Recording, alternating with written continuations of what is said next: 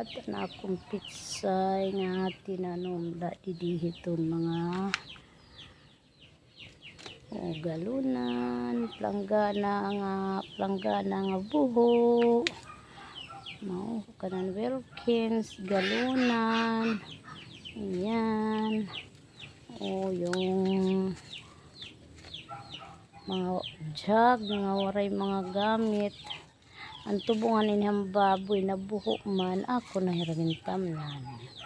Adi ayan, mga plastic bottle gihapon, takpatula, di gihapiton hit sako, simento, ayan, mga samuros, ayan, mayroon okra, may da pipino, dito ba't hiton water jug nga na buho, tapos atong flower pot nga waray nagamit.